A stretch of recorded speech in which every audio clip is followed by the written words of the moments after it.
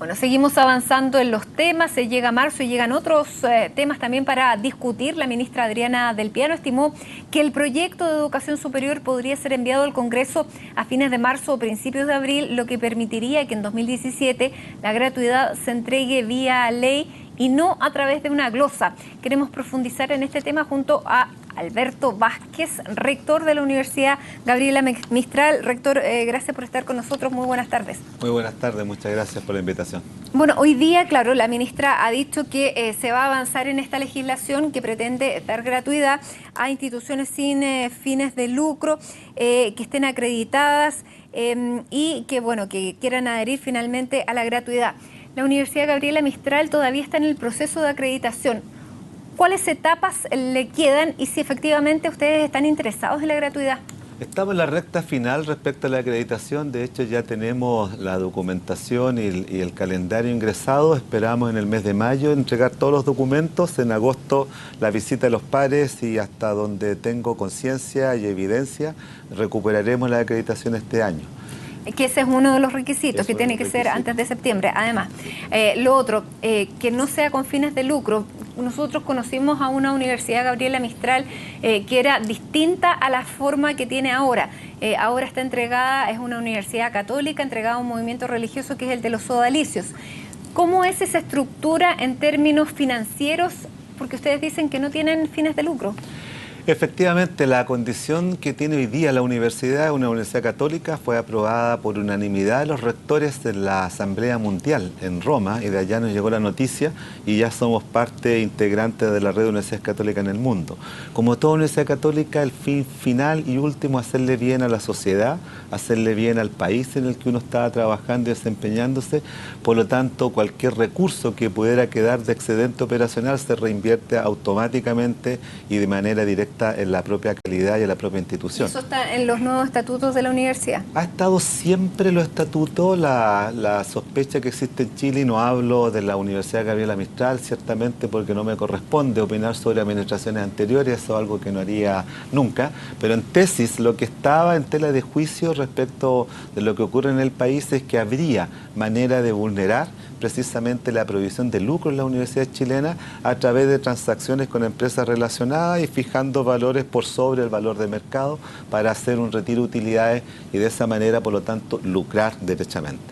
Cosa que no estaría ocurriendo con la universidad y ustedes tienen cómo demostrarlo. Además, se presenta a través del diario oficial, las personas lo pueden revisar. Claramente en los estados financieros no existe ninguna posibilidad de lucro. Respecto a la gratuidad, que fue parte de la pregunta, la condición de acreditación es una de ellas.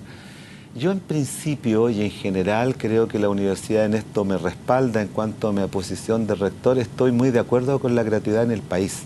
Creo que el Estado tiene que hacerse cargo del financiamiento de un joven, un muchacho que teniendo condiciones y capacidades no cuenta con los recursos económicos para pagar una educación superior que, si es de calidad, no es barata. Ahora, ¿cuál es el perfil del alumno que llega a la Universidad Gabriela Mistral? Porque también hay un perfil de alumno que es el beneficiario de esta gratuidad. Claro, Matilde, yo creo que acá lo que está en discusión ya no es más si la gratuidad es o no una buena noticia para el país. En eso comparte la opinión que puedan tener cualquiera de las distintas posiciones políticas. Lo que estamos discutiendo, y en materia del proyecto de ley que la ministra anuncia para los próximos meses, es cuáles son las condiciones que se deben cumplir. En principio, si hay un criterio básico, sano, de subsidio del Estado, para entregarle recursos a quien lo necesite, ¿quién se va a oponer a la gratuidad? O absolutamente no conozco a alguien que diga que por de pronto esté en contra de este principio.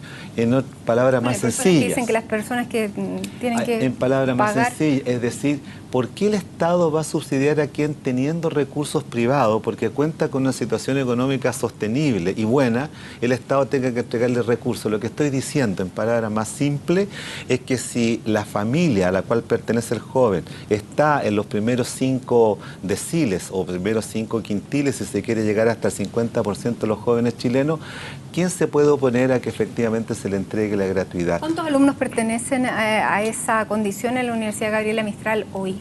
En este minuto nosotros tenemos pocos estudiantes de los primeros quintiles, tenemos más bien un perfil socioeconómico de alumnos que no estarían dentro de la condición de gratuidad, pero en nuestro plan de desarrollo. Ahora, como Universidad Católica, viene un proceso de crecimiento con nuevas carreras, un crecimiento para llevar la universidad a alrededor de 4.000 estudiantes en los próximos 5 años. Y es obvio que en ese perfil, por nuestra condición de Universidad Católica, nos encantaría contar con jóvenes de niveles socioeconómicos también que necesiten la gratuidad para financiar sus estudios. Ahora, en la situación en que está la Universidad Gabriela Mistral, en que está en este proceso de obtener la acreditación, de que claramente por ello no accedió a la gratuidad, ¿cómo se manifestó esto? ¿Cómo se tradujo en la matrícula de este año? ¿Bajó?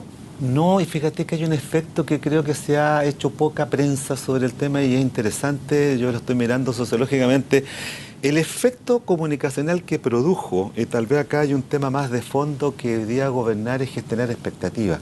El discurso de que el país iba a tener un sistema gratuito y universal provocó un efecto también en muchos jóvenes que no tocaban la puerta ni buscaban alternativa de educación en aquellas universidades privadas en que el costo parecía excesivamente alto. Es decir, si antes pensaban en universidades del Consejo de Rectores, para decirlo en simple, que contaba con recursos de créditos y becas y escasos recursos de crédito y becas en universidades privadas, no iban a las privadas. Yo he conversado con muchos rectores porque no solo nos pasa a nosotros, prácticamente a todos, hemos tenido más solicitudes de matrícula y postulantes que en los años pasados. Es decir, el joven también hoy día, pensando que si bien no tiene la gratuidad instantáneamente esta universidad en particular, pero otras sí lo tienen, porque cumple con las condiciones, o teniéndola muy cerca a futuro, y teniendo financiamiento del Estado, está también pensando en universidades privadas para poder matricularse. Un efecto, yo creo, no esperado, pero en limpio, en la Gabriela Mistral hoy día nosotros tenemos un 84% más de alumnos matriculados a igual fecha y el mismo día de matrícula que el año pasado. Bueno, también se ha hecho un proyecto que es distinto a lo que se venía haciendo anteriormente, que en eso también podría estar la diferencia. Ahora, ustedes como universidades privadas que tampoco están en la gratuidad, ¿se sienten en una posición de desventaja frente a la discusión que se va a producir durante el mes de marzo y en referencia a la ley que se va a presentar? Yo en este punto quiero ser bastante claro y lo digo con conocimiento de causa, pues estuve en el Consejo de Rectores como rector de la Universidad Católica de Temuco durante 5 años. Yo encuentro que no tiene, eso sí, ninguna explicación racional y uno puede tener perfectamente una discrepancia de fondo. ¿No debiera existir el CRUT?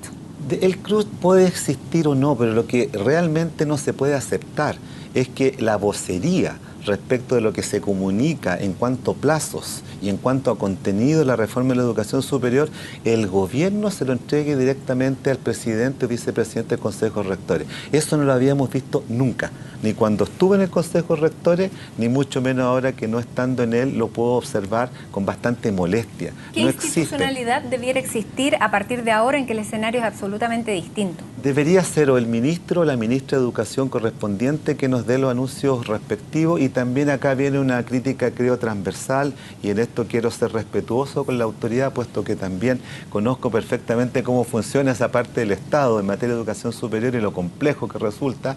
La ministra lo acaba de utilizar el mismo referencial semántico, la complejidad que tiene un proyecto de educación superior, pero yo pediría mayor claridad respecto de los plazos y los contenidos. No es posible, Matilde, que nosotros hayamos tenido 2 borradores, uno de fecha del mes de diciembre del año pasado, en el cual se entrega una postura de cuáles serían los criterios generales de la propuesta del Ministerio de Educación actual o del gobierno actual de nuestra presidenta Michelle Bachelet, y después ahora, a finales prácticamente del mes de enero, cuando se convoca un encuentro con rectores de universidades y el Ministerio va a hacer un momento de foro más abierto, se entrega un documento completamente distinto. Es decir, el documento de diciembre avanzaba en materias generales de criterio, de sentido común, de lo que entendemos que necesita el país como educación superior, y el de marzo vuelve atrás respecto a lo que ya se había avanzado y discutido, desde el Consejo de Rectores con el Ministerio o desde las universidades privadas con el Ministerio, o lo que habíamos intercambiado epistolarmente a través de carta al director o documento de pregunta y respuesta con la División de Educación Superior. Muy bien, rector, le queremos agradecer que haya estado aquí con nosotros. Vamos a seguir conversando porque este proyecto, claro, está anunciado, la ministra lo anunciaba para fines de marzo, principios de abril, queda bastante tiempo todavía en esos términos y claro, los proyectos, como usted decía, no solamente los intercambios de contenido, sino que los mismos proyectos han cambiado varias veces, así que hay materia para seguir conversando. Y hasta el día de hoy que estamos entrevistándonos y conversando con usted sobre esta materia, no existe un documento oficial.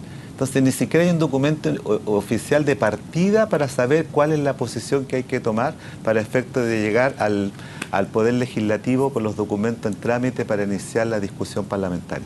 Rector Vázquez, muchísimas gracias por estar con nosotros. Muchísimas gracias a ustedes.